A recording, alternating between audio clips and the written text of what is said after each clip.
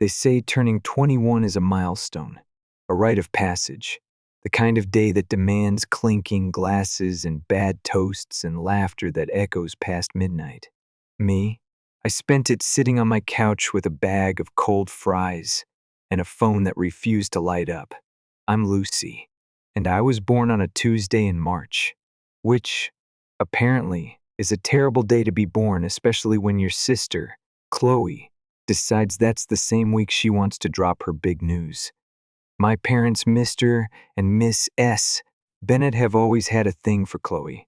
I used to call her the golden child, but even that feels like an understatement now. She's the full-blown main character in a family drama I never got a script for.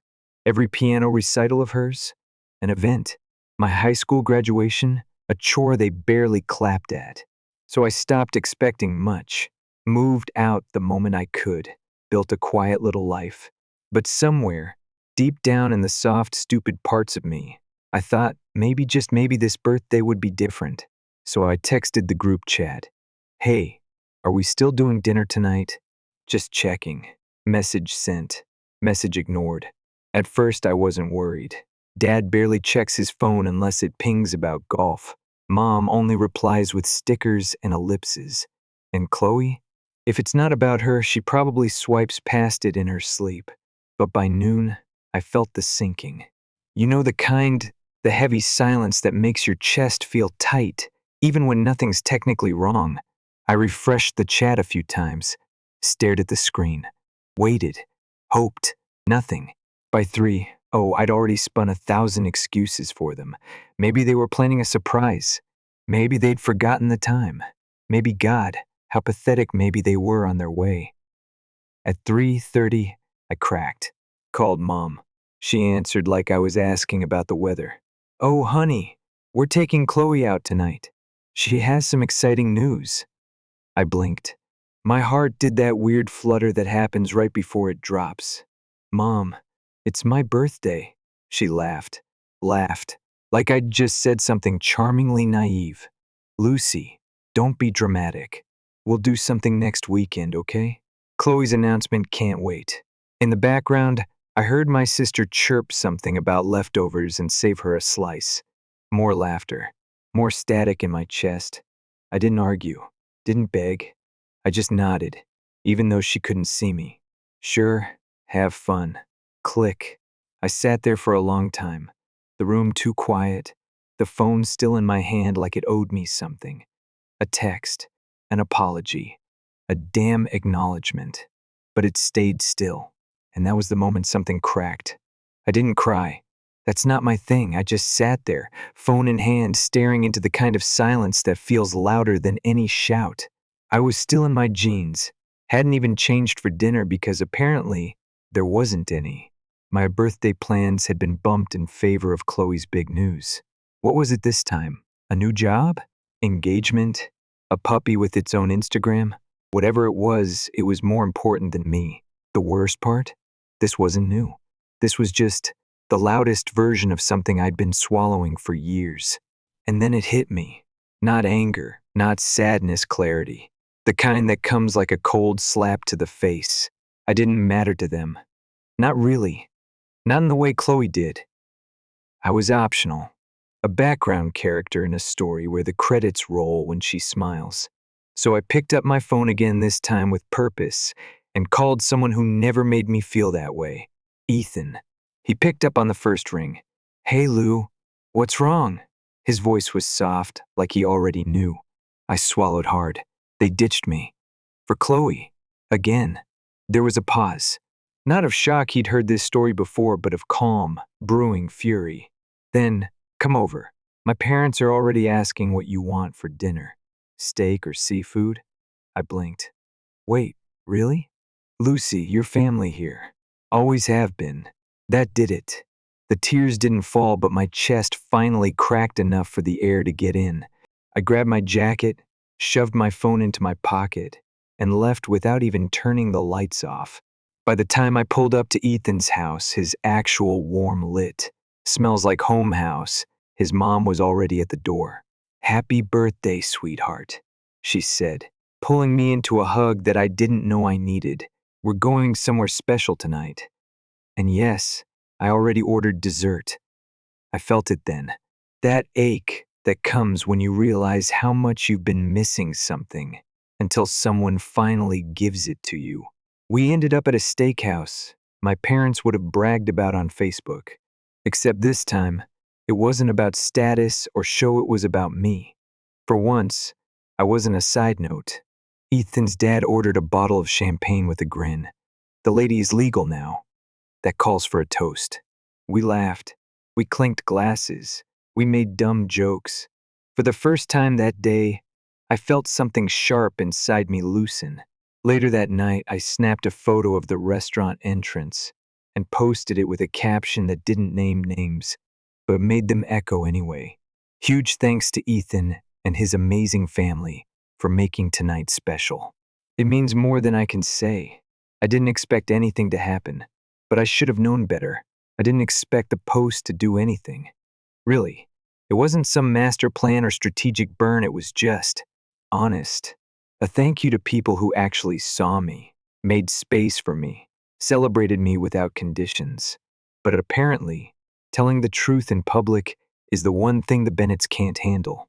The first notification came 47 minutes after I posted. Mom, Lucy, what is that post supposed to mean? Then, not a minute later, Dad, is this your idea of maturity? Posting cryptic messages to embarrass your family? By the time the texts turned into phone calls, I was curled up on Ethan's couch, the hum of the dishwasher in the background, and his mom baking something that smelled like brown sugar and almonds. The air in their house didn't vibrate with judgment. It felt still, safe. My phone kept buzzing. I didn't answer, because I knew they weren't calling to apologize. They were calling because someone else saw it.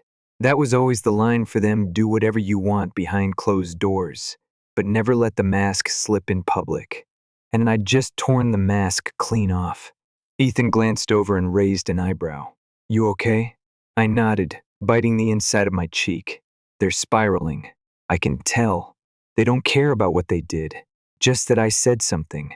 He didn't ask to read the messages. He didn't need to.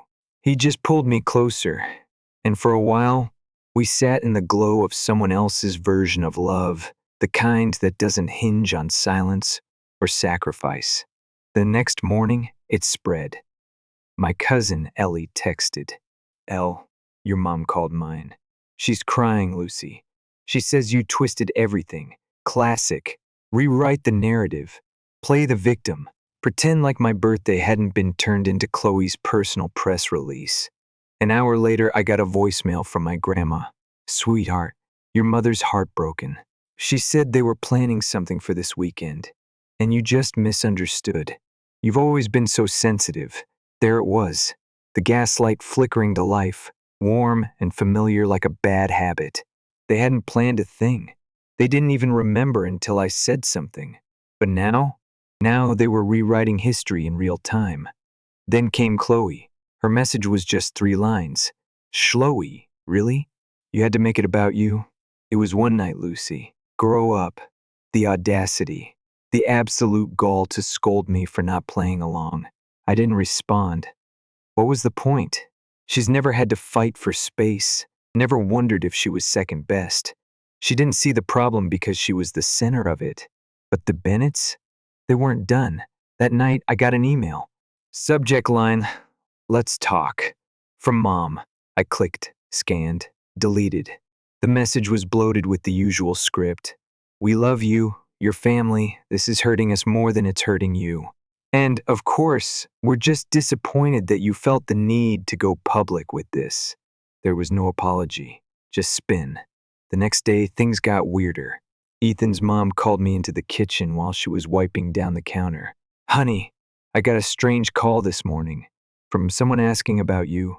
Said she was your aunt. She raised a brow. It didn't sit right. I didn't tell her anything. I stared at her. My stomach dropped. They're trying to find out where I am. They're panicking. She nodded slowly. Just wanted you to know. We've got your back, okay? Later that evening, Ethan walked in holding his phone. Hey, My sister just got a text from an unknown number. Thought you'd want to see it." He passed it over. "You think you're helping her, but you're just making things worse. She's our daughter, not yours. Stay out of it." I laughed, not because it was funny, but because it was so desperate. They were unraveling, scrambling, reaching their claws into anyone who might be close to me, and all because for once I didn't play quiet. That was the thing about my family. Control mattered more than connection. Appearances trumped truth. And the moment I challenged the script, they cast me as the villain. The final blow came 2 days later at work. My manager pulled me aside in the break room, her expression somewhere between confused and concerned. "Hey, Lucy, I got a call from someone claiming to be your dad. He wanted to know if everything was okay with you. Said it was urgent." I blinked. "He what?" She raised her hands. "Don't worry, I didn't tell him anything. But it felt weird, so I figured I'd loop you in." My heart pounded. I forced a smile, but my hands were shaking. "Thanks for letting me know. He's crossing a line. I'll handle it." Back at my desk, I stared at my screen and saw red.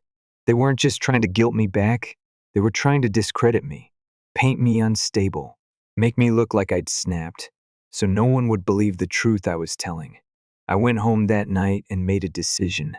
No more waiting, no more hoping they'd do the right thing. I gathered every screenshot, every voicemail, every email, made a folder, backed it up twice. I wasn't just protecting myself emotionally anymore. I was preparing for legal self-defense. That night, I sent one final message. No emotion, just boundaries. "You have crossed every line imaginable.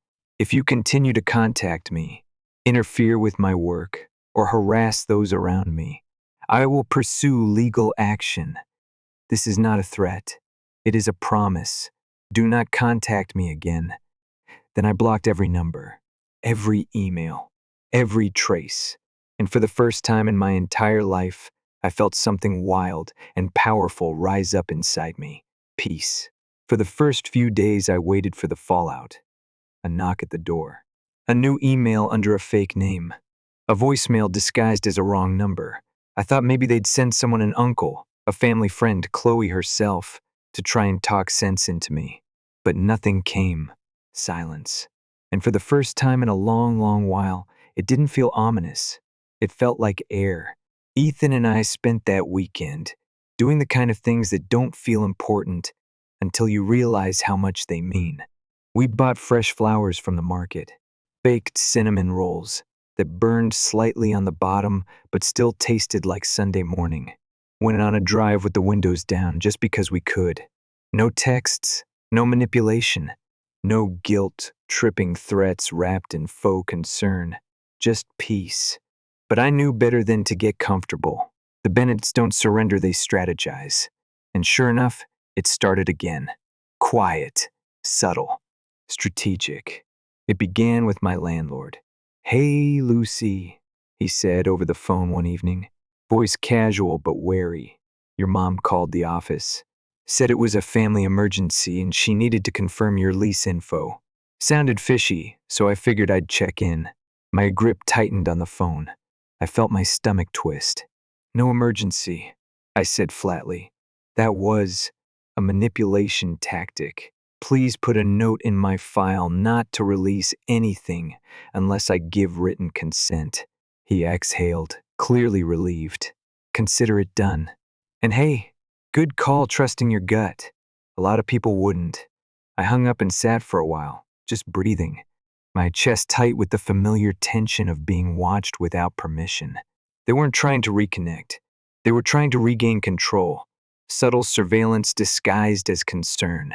Then Ethan got a message from a random number. "We know what you're doing. You're tearing this family apart. Stay out of this or you'll regret it." No name, no photo. But I recognized the tone, that cold, clipped entitlement. My mother, or someone parroting her playbook. Ethan just rolled his eyes and blocked it. "They really think I'm the one pulling strings here," he muttered. "Like you're not the one who finally stood up for yourself." I nodded. It's easier for them to blame you than admit they pushed me away. We didn't even talk about it after that. We just moved on. And that, I realized, was the biggest power move of all. To keep living. I went back to work. I slept. I made dinner with Ethan and called his mom just to chat. I started journaling again, reading old pages where I'd written down pain I hadn't even recognized as pain at the time. Things like, she said I was being dramatic when I cried after they missed my performance. Dad asked if I was still doing that little job of mine. I've been managing 2 departments. Each entry felt like a breadcrumb, leading me back to the truth I'd always known but had never let myself say out loud. They never really saw me, only the version they needed me to be. It was about a week later when the real twist landed. My manager at work called me into her office. I felt the heat rise in my cheeks before she even spoke. Not again, I thought. Please, not again. She gave me a sympathetic smile. I just wanted you to know. Your father called this morning. I blinked. Again? She nodded. He said he was concerned about your mental health, that you might be going through something serious. She paused, then added, he asked if you'd missed work, if you'd said anything strange lately. I felt something twist in my gut, shame, rage, disgust. He's trying to paint me unstable. I didn't tell him anything, she said firmly. But I wanted you to be aware. This isn't okay, Lucy. I nodded slowly, forcing a breath past the lump in my throat. When I got home, I opened a folder I'd titled Bennett Receipts. It had everything: emails, voicemails, screenshots. I added the latest incident, labeled it, dated it, and then I sent an email to HR. No emotion, just facts. Please, do not release any personal information or confirm my employment status to anyone, including relatives. Any further attempts to breach privacy will be escalated legally. They responded within the hour, supportive, protective, professional. It was the first time I'd ever felt truly backed by an institution. That night, Ethan and I went out for burgers and fries. I wore his hoodie and laughed too loud and forgot, for 2 whole hours, that I'd ever been someone who begged for crumbs from people who never even looked down to notice I was hungry. He raised his milkshake glass halfway through and said, "To freedom and real birthdays." I clinked mine back with a grin. And to the truth, no matter who it pisses off. The final move came the next day. I wrote one last message, a line in the sand, this time backed with something sharper than silence. If you contact me, my employer, my landlord, or anyone I associate with again, I will file a restraining order.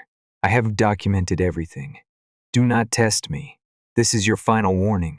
Then I hit send, blocked every number I hadn't already, and sat back. For the first time, I wasn't bracing for their next move. I wasn't waiting to be gaslit, minimized, or guilt-tripped. I'd taken every ounce of fear they planted in me and turned it into armor. That night, Ethan found me standing on the porch, watching the sky go lavender as dusk fell over the rooftops.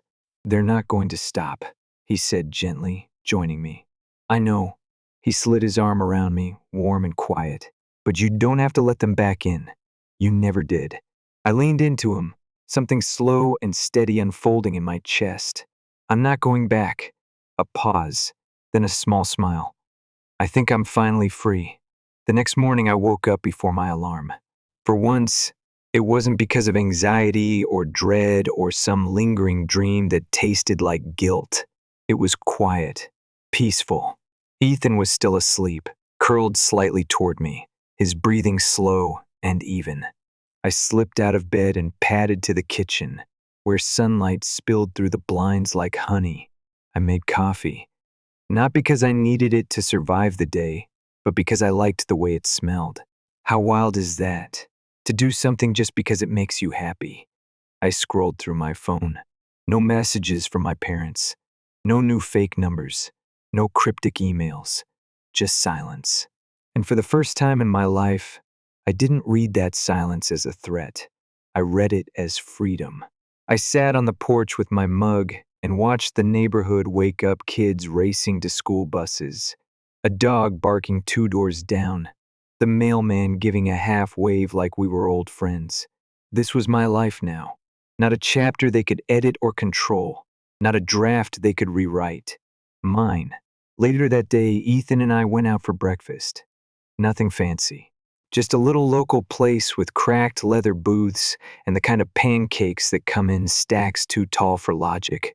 The waitress called me sweetheart and filled my coffee without asking. The cook waved from behind the pass like we were regulars. We were becoming regulars. While we waited for the check, Ethan reached across the table and took my hand. "You know," he said, "you never told me what you wanted to do for your birthday next year." I laughed softly. "I don't know. Maybe a road trip.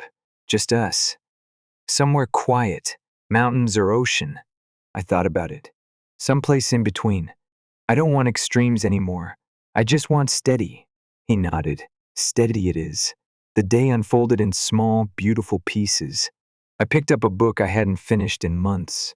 Took a walk without my phone. Bought a plant I didn't need but loved anyway, a little snake plant I named Boundary. And then, around sunset, I got one last message. An email. Subject line, "You've broken my heart." From Mom. I didn't even open it. I didn't need to. Because I already knew what it would say. Not an apology. Not ownership. Just one last attempt to pull me back into the guilt script. The same tired refrain. "Look what you're doing to us." I showed it to Ethan. "Do me a favor?" He nodded. "Say no more." A few taps. Blocked. Just like that, the last thread was cut. No dramatics. No explosive finale. Just done. And something shifted. Not in them. In me. Because here's the thing they never understood. Silence doesn't mean surrender. Distance doesn't mean disconnection. Sometimes walking away isn't giving up. Sometimes it's the bravest thing you can do. I used to think family was supposed to be unconditional. That love meant sacrificing yourself to keep the peace. That if I had just tried harder, bent more, swallowed enough, they'd finally see me. But the truth? You can't make people see you if they're determined to look through you. You can't build a bridge if you're the only one laying bricks. And love without respect isn't love. It's leverage. So I stopped building. I stopped explaining. I stopped bleeding for people who brought knives to dinner and called it tradition. Instead, I built something new. It started with Ethan, with his family, with warmth that didn't have a catch, with quiet mornings and laughter that didn't come at my expense, with chosen people who showed up because they wanted to, not because they were expected to. It grew with time. Therapy, writing, a job I actually liked, plants I didn't kill, friends who didn't need me to shrink to fit in. It wasn't perfect, but it was real, and real is enough. They can tell their version. They can spin the story. Say I'm dramatic, ungrateful, unstable. Let them. I'm not wasting another second trying to convince people who never wanted to believe me anyway. The truth doesn't need an audience to exist, just a spine. And I finally found mine. So here I am, 21 years old. No inheritance, no invitations to family dinners. No messages filled with fake affection and real manipulation. But I also have no weight on my chest, no knot in my stomach. No need to keep checking my phone, hoping for crumbs. I have quiet. I have clarity.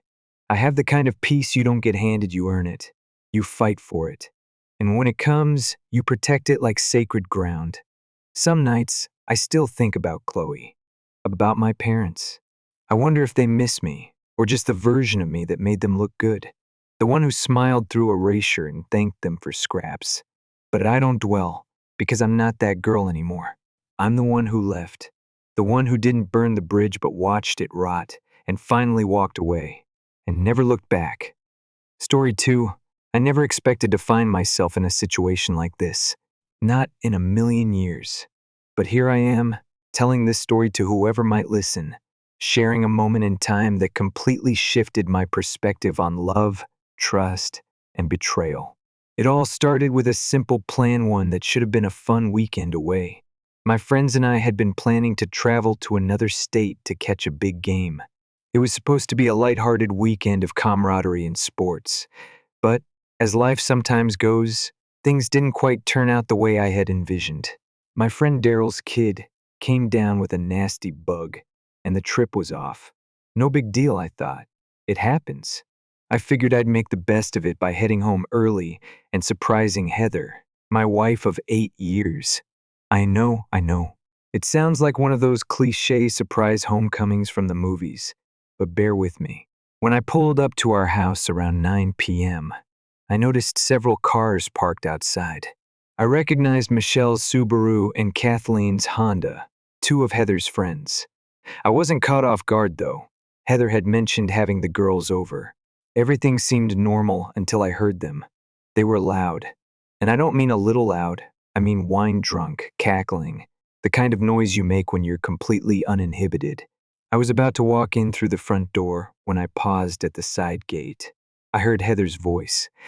At first, I thought I might be imagining things, but then she said it loud and clear. He's too stupid to realize I've been cheating for years. I stood there frozen, my body almost refusing to move. I thought my brain had just short-circuited, but no, she had really said that. And then they all burst into laughter, the kind of laughter that makes your stomach drop into your feet.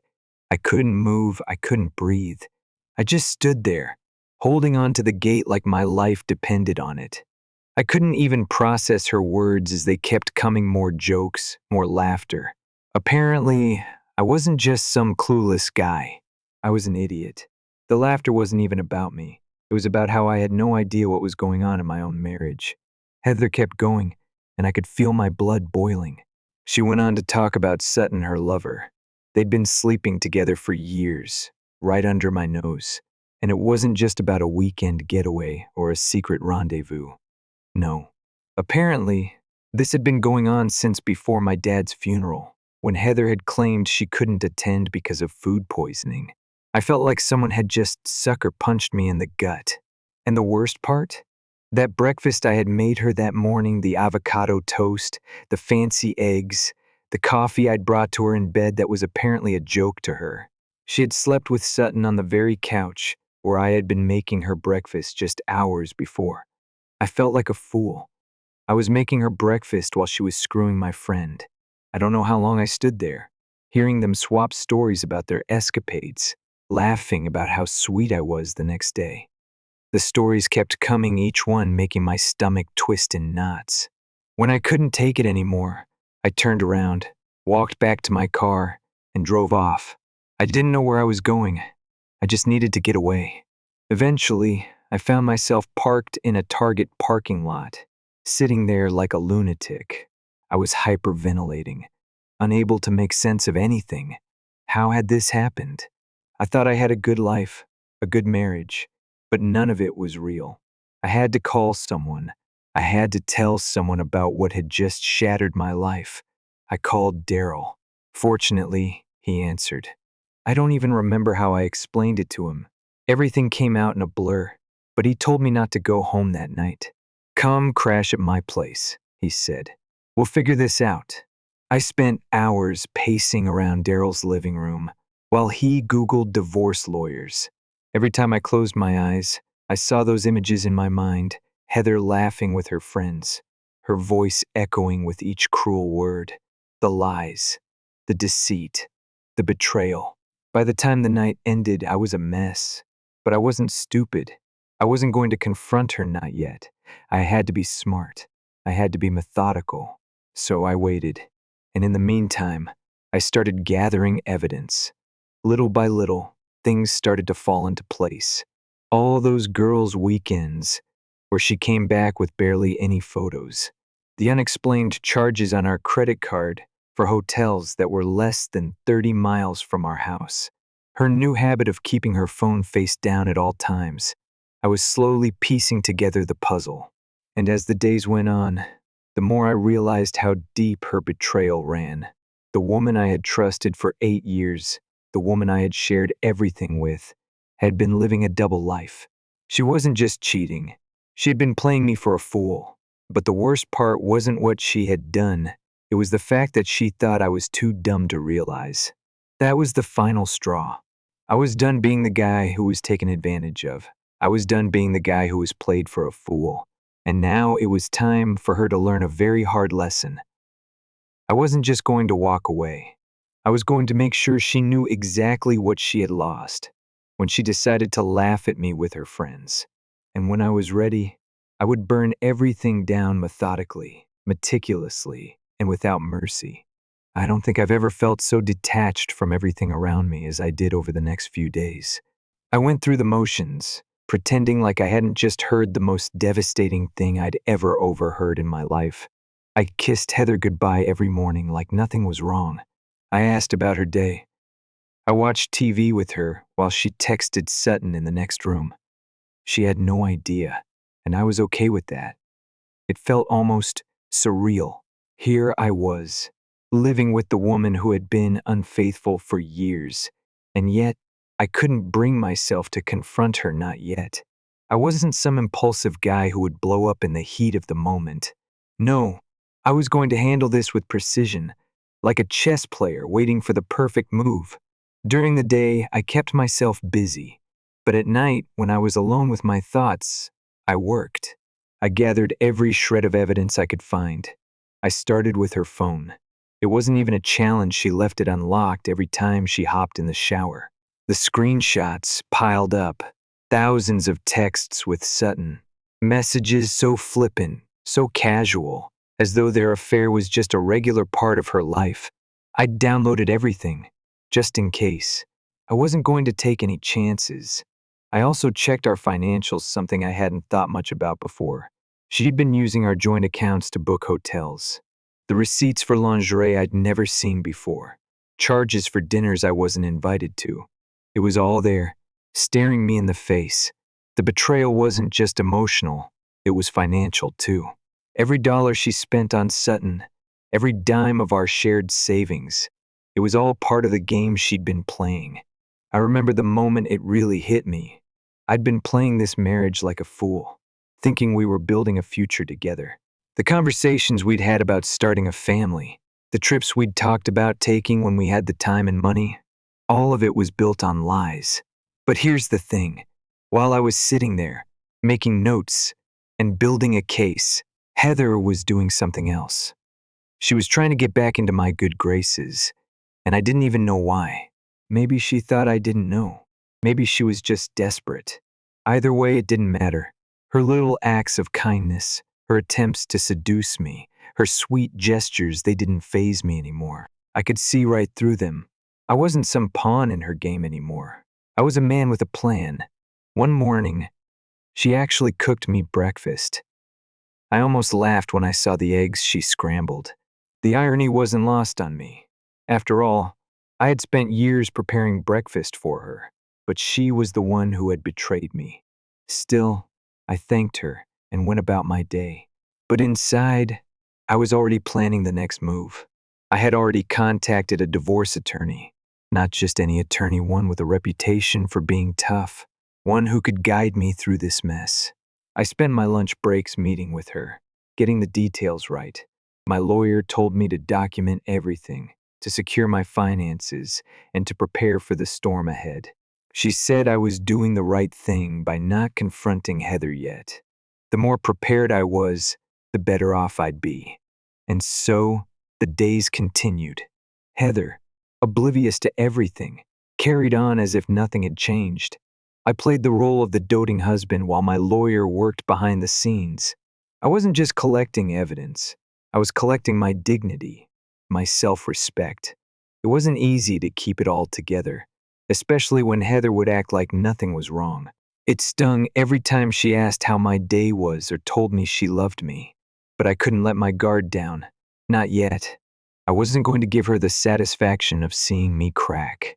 She wasn't going to know when it was coming, when everything would come crashing down. 2 weeks in, I was ready. I had everything I needed. The evidence of the affair, financial statements, and the legal framework to protect myself. I had secured a new apartment. I had spoken to my family and gotten their support, even though they were shocked by the news. But what really got me was the support from Daryl. He was the one who had been there for me the night everything fell apart. And now, He was helping me through the final stages. I was no longer the man who had been blindsided by betrayal. I was the man who had regained control. And Heather, she had no idea what was about to happen. The hardest part wasn't gathering the evidence or building the case. It was pretending that everything was okay, especially when she'd look at me with those big, innocent eyes and say things like, "I love you, babe," or "I miss you. Let's plan a vacation." I wanted to scream at her, to tell her that I knew everything, that I had seen her for who she really was, but I stayed calm. I kept my cool. And then came the moment when I realized this wasn't about saving the marriage. This wasn't even about revenge. It was about justice. It was about making sure that she understood the gravity of what she had done. When everything was ready, I would strike, but not with anger or malice. No. I would do it methodically, like a professional. I would expose her for who she really was, and watch as her world fell apart. This wasn't going to be a messy confrontation. It was going to be precise, and it was going to be devastating. But for now, I just kept my cool, waiting for the right moment to make my move. The day I had been preparing for finally came. I had spent weeks living like a ghost in my own home, pretending everything was fine while quietly setting the stage for the inevitable fallout. The moment I'd been waiting for was fast approaching, and I was calm, almost eerily so. Heather still had no idea. She thought she had me fooled, but I was no longer the naive husband who trusted blindly. It was a Thursday morning when it happened. Heather had a big client appreciation event that she had been planning for months. It was one of those events that she always made sure to post about, full of photos and hashtags about how successful and happy she was. She was so proud of it, and I knew she had worked hard to make it perfect. I kissed her goodbye that morning, like any other day, told her to have a good time, and went on with my day. I had a small part to play in her perfect little world, but I knew it would all come crashing down soon enough. The time had come. That morning, as soon as Heather left, I made the final preparations. I sent the package. The package contained everything: screenshots of her texts with Sutton, hotel receipts, credit card statements, a timeline of their affair, and audio recordings of their calls. I made sure there was no question about what had been happening behind my back. The evidence wasn't just overwhelming, it was irrefutable. I sent it all to Sutton's wife, Laura, via courier. I included my phone number in case she wanted to talk, but I knew she would reach out. I also sent a copy of everything to Heather's parents. They had to know. It wasn't about revenge anymore. It was about exposing the truth, about letting everyone see Heather for who she really was. By noon, everything had changed. I was sitting in my new apartment, watching the messages flood in. "Why is Sutton's wife calling me? Did you talk to her? Answer your phone." But I didn't respond. I wasn't interested in their panic. I wasn't going to give them the satisfaction of knowing how much power they still had over me. This wasn't about them anymore. It was about me. The messages kept coming, but I ignored them. Then Laura called. We talked for over an hour. She was devastated, of course, but she was also grateful. She had no idea.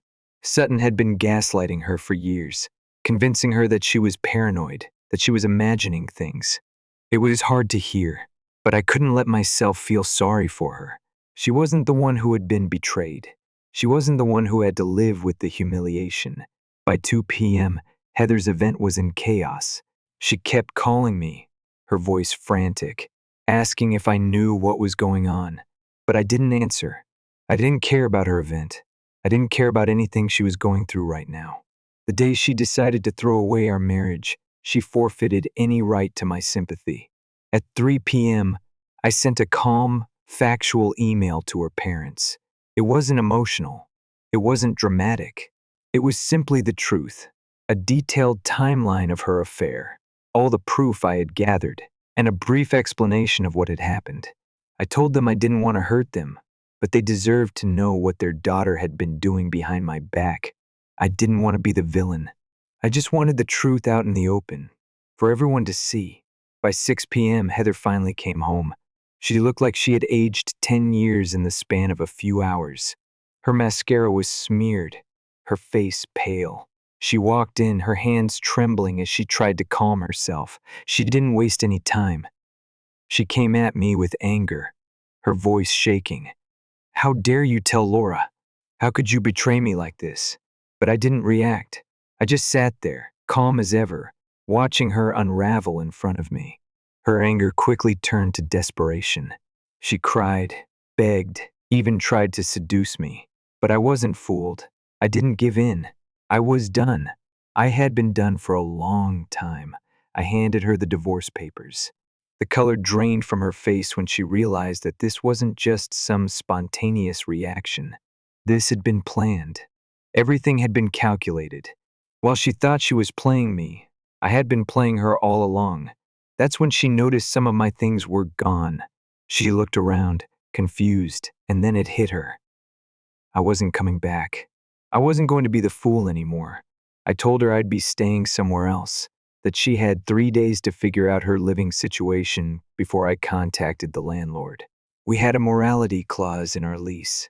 Her world started to collapse. For the next few days, Heather tried everything. She threatened me. She begged me to reconsider. She cried and tried to manipulate me, but I stayed firm. I didn't waver. She had made her choice, and now she had to live with the consequences. Her friends, who had once been so loyal to her, started to distance themselves. Michelle and Kathleen ghosted her once they realized they were complicit in this mess. Her parents called her, disappointed and ashamed of what she had done. Her reputation was crumbling, and there was nothing she could do to stop it. The most poetic moment came when Sutton's wife reached out to me again. She told me Sutton had been trying everything to save his marriage, including throwing Heather under the bus. I didn't care about him. I didn't care about any of them. All I cared about was watching Heather face the consequences of her actions. And the aftermath? It was beautiful in its own way. Watching her try to rebuild her life was almost like watching a slow-motion car crash. Her social media, which once showcased her perfect life, was now filled with cryptic posts about growth and starting over. But I saw through it. I saw the truth. She was falling apart and I was finally free. But for me, the real reward wasn't seeing her suffer. It was knowing that I had rebuilt my life. I had come out the other side of this mess stronger, wiser, and more self-aware. I wasn't the man who had been cheated on. I was the man who had taken control of his life, who had taken back his dignity and his future. 6 months later, I sat in my new apartment. It wasn't perfect, but it was mine. It was clean, simple, and free of the toxic memories of the past. I had moved on. Heather, meanwhile, had moved to Chicago. She had found a new job and was starting over, surrounded by new people who didn't know who she really was. I heard from her mom occasionally, still sending me birthday cards, still pretending like everything was fine. But I didn't need her validation anymore. And me? I had a new life. I had a sense of peace I hadn't known in years. It was funny how things worked out, how the chaos of one chapter could lead to the calm of the next. I don't know if Heather learned anything from all this. Maybe she did, maybe she didn't. But I learned something important. Actions have consequences. And sometimes the best revenge isn't about destroying someone else's life. It's about rebuilding your own stronger than ever before. TLDR, my wife of 8 years was cheating on me. Instead of confronting her immediately, I spent weeks gathering evidence and building a case. I exposed her affair to everyone, secured my finances, and ended the marriage on my terms. Now, I'm rebuilding my life, stronger than ever. Story 3. It had been a long few days in Seattle, a big project that had me pushing hard, but the opportunity was too good to let slip. Vivian, my wife of 8 years, had been supportive as always. She sent me off with her usual optimism, knock their socks off, babe. That was the Vivian I knew, always there, always cheering me on. But the last few days of my trip felt different. Her texts started to dwindle. Instead of the usual back and forth about how things were going, it was just short, almost mechanical responses. No more questions about my day. No interest in my updates. It was like I was talking to someone else, someone who'd checked out. The first red flag came 3 days before my return. We were on our nightly video call, but there was something off. I could hear laughter in the background, male laughter. I asked about it, and she quickly brushed it off, saying it was just the TV. I knew better. I had installed that sound system myself, and that was definitely not the TV. But I let it slide, too tired to push for an explanation. I landed back home at 2 p.m. on Thursday, and as usual, I shot Vivian a quick text. Just landed. No reply. That was strange. She was always quick to respond when I got back. The Uber ride home felt endless, my mind racing with all the little details that didn't seem right. For one, her location sharing was turned off on our family plan, and when I checked her Instagram, there were new angles of our living room I'd never seen before. Then when I got to the door and tried to unlock it, something didn't feel right. The key wouldn't turn. I thought maybe it was just stuck at first, but after a minute of trying, it hit me she had changed the locks. Standing there with my suitcase still in hand, a strange calm washed over me. Vivian, my wife of 8 years, had locked me out of our home. It wasn't a dramatic moment. No shouting, no confrontation. I stood there, processing it for a few seconds, before pulling my phone out to check the text I'd just received. I found someone better, it said. Don't bother trying to come in. I've moved on. The timestamp showed she'd sent it while watching me through our security cameras, sitting on our couch, the one I'd picked out for us together. I stared at the message for a moment, took a deep breath, and typed back, "Are you sure about that?" Then I walked away, wheeling my suitcase behind me. No drama, no knocking on the door, just me, walking away from everything. I checked into a hotel nearby, and within an hour, my friend Damon had gathered the pieces I'd missed. Vivian had been seeing someone named Ezekiel, a client from her firm. They'd been spotted out at restaurants together for the past month, but it didn't end there. Ezekiel had a reputation. He had a history of dating married women, specifically women, on the cusp of major career moves, and Vivian was no different. I logged into our shared cloud storage. Vivian wasn't particularly tech-savvy, and she'd never bothered to change the passwords I'd set up for us. There, I found the proof photos of them together in our house from the last few weeks. The betrayal stung, but what really hit me was what I found next. She had missed something crucial in her rush to replace me. My phone buzzed again. It was Vivian, asking how I was taking it. "You're taking this better than I expected," she texted. "No fighting for us? Guess I was right about finding someone better." I smiled. This time, I wasn't reacting out of anger. I was calm. I was already 3 steps ahead. I had found the document she'd forgotten about, the one that outlined the details of her investment portfolio. When I helped Vivian set it up last year, I was more involved than she realized. I wasn't just managing her assets. I had provided most of the capital for those investments. That document was my ticket to show her just how much I had invested in her, both emotionally and financially. I took a screenshot of it and sent it to my lawyer. "Give me 4 days," I texted her. "Then we'll see who found something better." Her response came quickly. "What's that supposed to mean?" I didn't reply. Instead, I opened my laptop and started drafting emails to some old colleagues. By midnight, I had everything I needed to make her understand exactly what she was about to lose. For now, though, I just let the constant buzz of her messages remind me that she had no idea what was coming. The next 24 hours were a blur, filled with one message after another from Vivian. She couldn't stop texting, asking me what I was planning to do. She even tried to call a couple of times, but I didn't answer. Why should I? At this point, she was scrambling, trying to figure out just how much I knew. It wasn't the first time she had underestimated me. I'd been there for her through thick and thin, helped her climb the ladder at work, supported her ambitions, even put money behind her career when she'd needed it. What she didn't know was how much of her success had been built on my back. I'd been playing a long game, one I hadn't even realized I was playing until she pushed me to this point. Vivian didn't just change the locks on the door. She was in the middle of changing everything: our life, our marriage, and the foundation of everything we built together. And she didn't think twice about it. But that was okay. Because as much as I wanted to storm in there, pound on the door, and demand answers, I knew that wasn't the way to do it.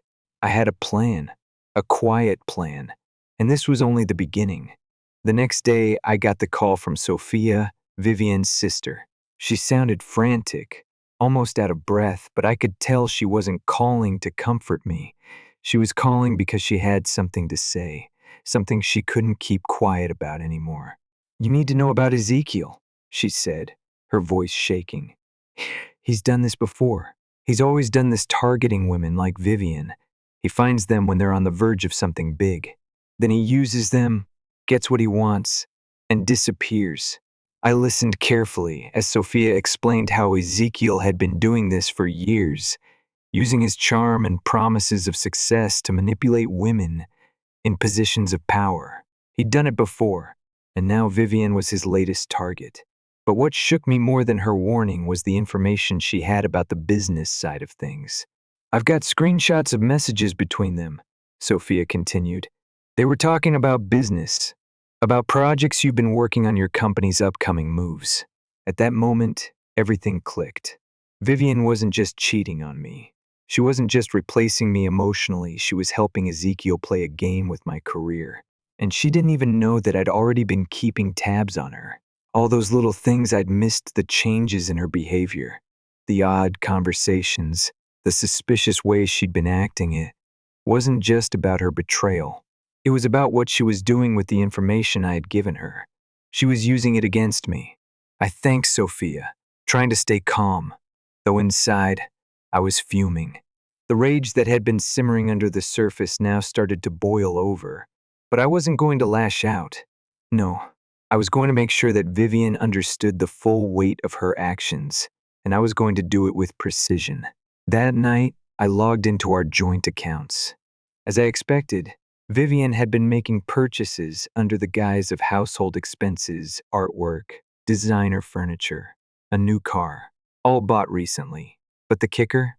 She had been using her company's expense account to cover most of it, including the down payments on the house and the car. The same expense account I had helped her set up when she first started climbing the corporate ladder. I wasn't just angry anymore. I was cold, calculated, and now it was time to show Vivian what she was risking. I texted her. Just had an interesting chat with the board about those expense reports, particularly the ones from last month. "The couch looks great, by the way. Original receipts would be helpful." Her response came quickly, almost frantically. "What are you talking about?" I smiled. "Oh, and Ezekiel's history with Carson and Mills was quite enlightening. 3 settlements in 2 years. That's impressive." For a moment, I thought she might just ignore it, but then I saw the typing indicator pop up. I could almost hear her mind racing as she typed, trying to figure out how much I knew. She had no idea that the foundation she'd built with him was about to crumble. "What meeting?" "Hunter, please, let's talk," she texted. I didn't respond. Instead, I forwarded Sophia's screenshots to my lawyer. The plan was already in motion. I had all the evidence I needed to hit her where it would hurt her career, her reputation, and everything she'd built on the back of my support. The next day, Damon came over. He had more news. "You won't believe what I found," he said, pulling up files on his laptop. Turns out, Ezekiel had been recording his conversations with Vivian. Not just pillow talk, man. Detailed discussions about upcoming projects, client information, everything, and now he's using it all against her.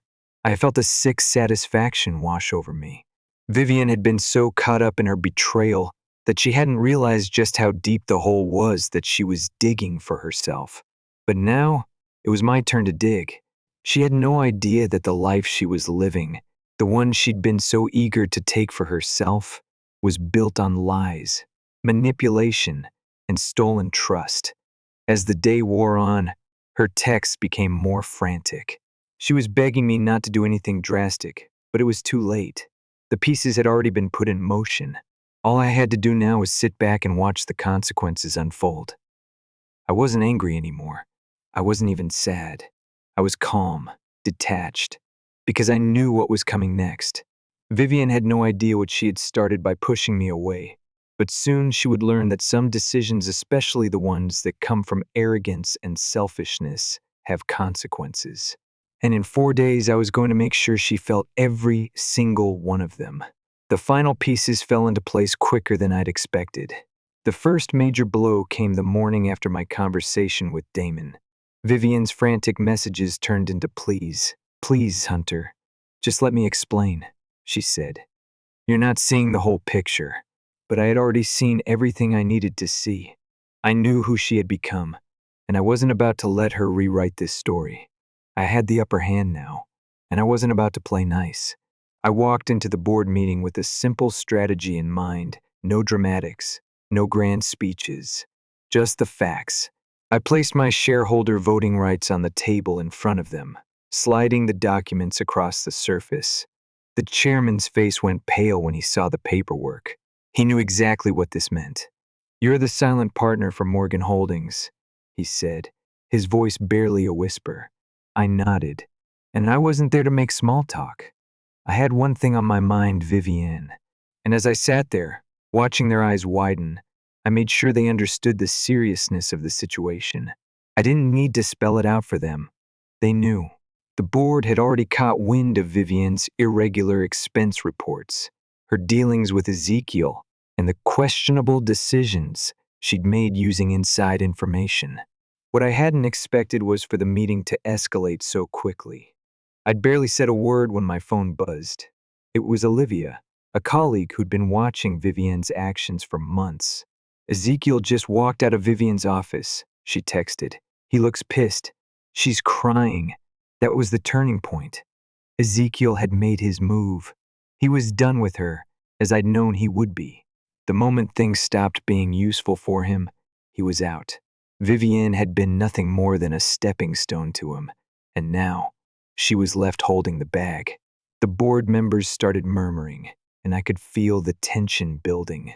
Vivian had no idea that her world was about to come crashing down, but I did. As I sat in that meeting, everything I'd carefully set in motion was unfolding in real time. I didn't leave that room until I made my point. I suggested a full audit of the executive expenses, every single detail, and I watched Vivian's life unravel, piece by piece. But it wasn't just the company that was suffering. Vivian's personal life was falling apart too. I hadn't even had to do anything yet. It was all coming from her own mistakes. I'd barely gotten back to my hotel when I checked the security footage from the house. Vivian had come home, and I watched as she frantically searched through our home office. I knew what she was looking for, every document that might tie her to the mess she'd created. But what she didn't realize was that I had already taken care of everything. Behind the painting in the office was a hidden safe one I'd installed years ago. She tried the combination, starting with the obvious: our wedding date, her birthday, the day she got her promotion. Wrong, wrong, wrong. She didn't stand a chance. The combination she was looking for was the day she signed the partnership agreement, the day she decided to play with fire. The camera captured her desperation. She was running out of options, and she knew it. But the worst part? She was still trying to salvage something from the wreckage. I could almost hear her begging, "Please, just let me fix this." But I didn't reply. There was nothing left to say. I didn't need to. Vivian had sealed her own fate. By the time I got back to the office, the board had already made their decision. Vivian wasn't going to be fired. That would have been too messy, too public. Instead, they gave her a choice: resign quietly, or face a full investigation into her actions. She chose the first option, of course. She always did like to think she was in control, even when she wasn't. I didn't bother responding to her last desperate texts. They were nothing more than a plea for mercy, a last-ditch attempt to hang on to something she knew was slipping away. I forwarded them to my lawyer and sat back in my office, watching everything unfold. like a well-scripted play. The next day, Sophia called again. Ezekiel dumped her, she said, her voice sounding strangely satisfied. He told her she was a liability. She'd tried to access the executive accounts, but her credentials were already suspended. The company's cutting ties with her. Hunter. I didn't need to hear more. I knew the score. Vivian was out, and she was going to be left with nothing but the mess she had made. And it wasn't just her career she had destroyed. It was her entire life.